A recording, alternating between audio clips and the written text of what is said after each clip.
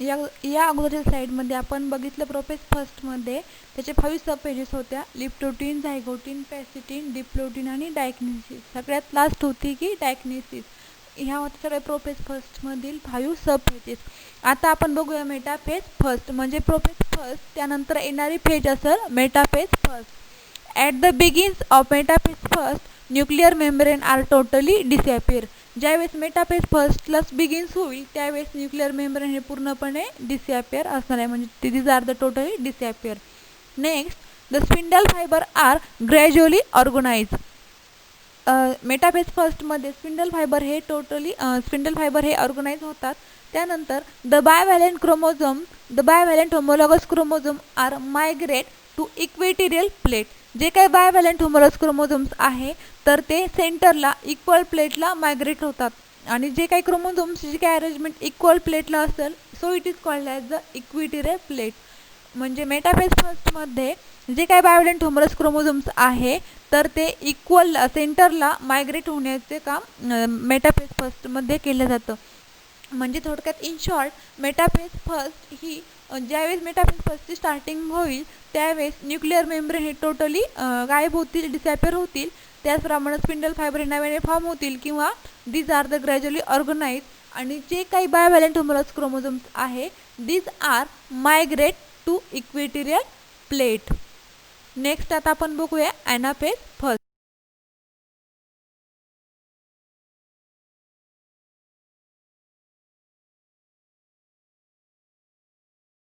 Metaphase नंतर 3 नंबरचे आहे anaphase first. Prophase first, metaphase first आणि 3 नंबरचे आहे anaphase first. Anaphase first begins when separation of homologous chromosome from each other that is the bivalent. म्हणजे anaphase फर्स्टची starting किंवा इनिशिएशन केव्हा होईल की ज्यावेळेस होमोलॉगस क्रोमोझोमचं सेपरेशन होईल. म्हणजे थोडक्यात ॲनाफेज फर्स्ट म्हटलं की त्यामध्ये काय येणार की separation of the homologous chromosome. Next, each bivalent one chromosome move towards one pole and other towards other pole. आपण पहिल्या सेंटेन्समध्ये बघितलं की थोडक्यात ॲनाफेज फर्स्ट म्हटलं की त्याच्यामध्ये separation of the homologous chromosome. आता आपण काय बघतोय की ज्यावेळेस सेपरेशन होईल त्यावेळेस प्रत्येक बायव्हॅलेंट क्रोमोझोम हा एका पोलकडे मायग्रेट होईल तर another chromosome towards other pole. म्हणजे त्याचं सेपरेशन होईल one chromosome move towards one pole and other chromosome towards other pole. त्यानंतर next, this stage become to end when homologous chromosome reach the opposite pole. म्हणजे थोडक्यात जे homologous chromosomes आहेत तर ते ज्यावेळेस दोन अपोजिट पोलला रीच होतील त्यावेळेस ॲनाफेज फर्स्टचा एंड होईल. ॲनाफेज फर्स्टमध्ये इन शॉर्ट स्टार्टिंग केव्हा होणार की ज्यावेळेस separation of homologous chromosome from each other. ज्यावेळेस होमोलॉगस क्रोमोझोमचं सेपरेशन होईल त्यावेळेस ॲनाफेज फर्स्टला इनिशिएशन होईल किंवा बिगिन्स होईल. त्याचं सेपरेशन होऊन one chromosome move towards one pole. म्हणजे एक क्रोमोझोम हा एका पोलकडे टुवर्ड्स होईल आणि दुसरा क्रोमोझोम हा टुवर्ड्स अदर पोल. त्यानंतर नेक्स्ट की ज्यावेळेस होमोलॉगस क्रोमोझोम हे दोन अपोजिट पोलला एकदम रीच होतील त्यावेळेस ॲनाफेज फर्स्टचा हळूहळू एंड होत जाईल. म्हणजे दिस स्टेज बिकम टू एंड केव्हा की ज्यावेळेस होमोलॉगस क्रोमोझोम हे दोन अपोजिट पोलला रीच होतील त्यावेळेस ॲनाफेज फर्स्टचा एंड होईल. म्हणजेच ज्यावेळेस होमोलॉगस क्रोमोझोम सेपरेट होतील त्यावेळेस ॲनाफेज फर्स्टला बिगिन्स होईल किंवा initiation of the anaphase first. आता ॲनाफेज फर्स्ट नंतरची पेज असणार आहे telophase first.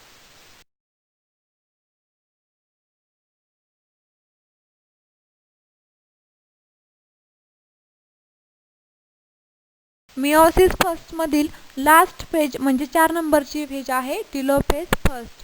In telophase first the chromosomes are uncoiled and relax. Telophase फर्स्टमध्ये जे काही क्रोमोझोम्स आहेत तर ते अनकॉइल्ड त्याचप्रमाणे रिलॅक्स आढळून येतात.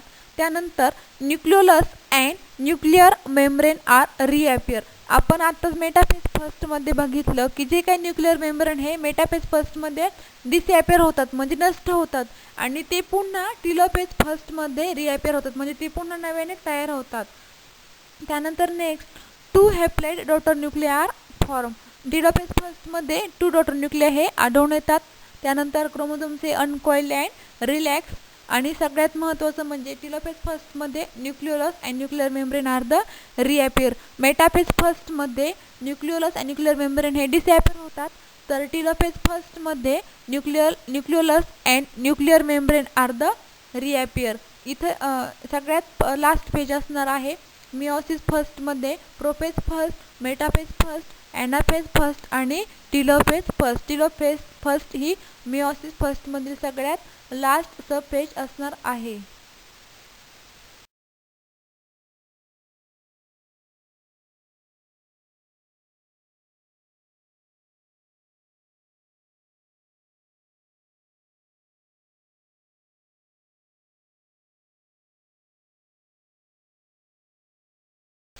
Meiosis consists of two divisions, meiosis first and meiosis second. Meiosis first consists of prophase first, metaphase first, anaphase first and telophase first. And meiosis second, that is the second meiotic division. आता आपण या स्लाइडमध्ये बघूया meiosis second means second meiotic division. The second nuclear division is required to reduce the number of chromatids per chromosome. म्हणजे second nuclear डिव्हिजनमध्ये पण जे काही क्रोमोझोम्स आहेत तर ते reduce means diploid to haploid, म्हणजेच याला पण म्हटलं आहे reduction division. Next meiosis second is differ from mitosis in two main features. जी का मिओसिस सेकंड आहे तर ती मायटोसिसपेक्षा फक्त 2 फीचर जर सोडले तर ती सेमच आहे, पण this are differ from 2 main feature. 2 main feature त्यापैकी फर्स्ट आहे the interphase of meiosis second is very short. म्हणजे जी का मिओसिसमधील इंटरफेस आहे तर ती एकदम शॉर्ट आहे. 2 नंबरचं फीचर्स आहे द मिओसिस सेकंड किंवा the second meiotic division deals with haploid chromosome number. म्हणजे मिओसिस म्हणजे काय थोडक्यात की haploid chromosome number, where normal mitosis म्हणजेच काय तर diploid chromosome number.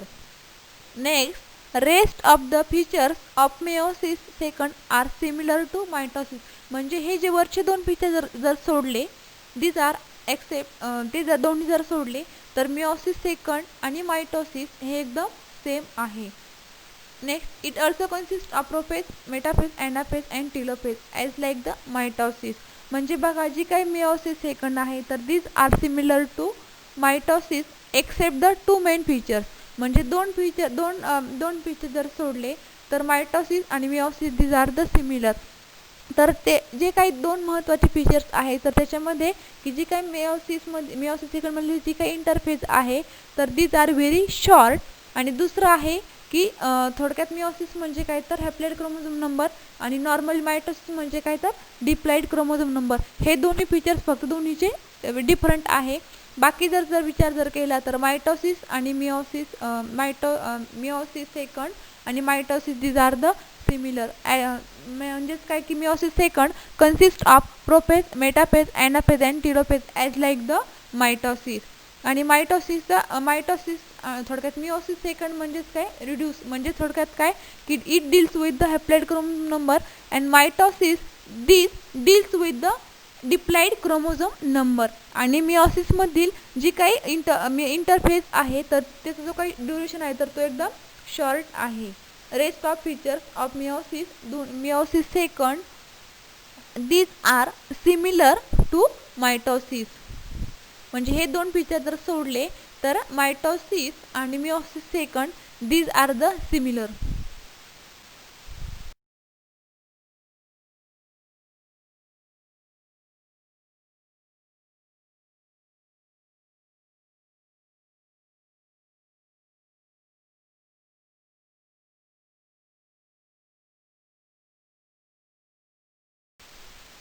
Last point difference between mitosis and meiosis. हा एकदम महत्त्वाचा पॉईंट आहे की मायटोसिस आणि मिओसिस यामधला असलेला फरक किंवा डिफरन्स.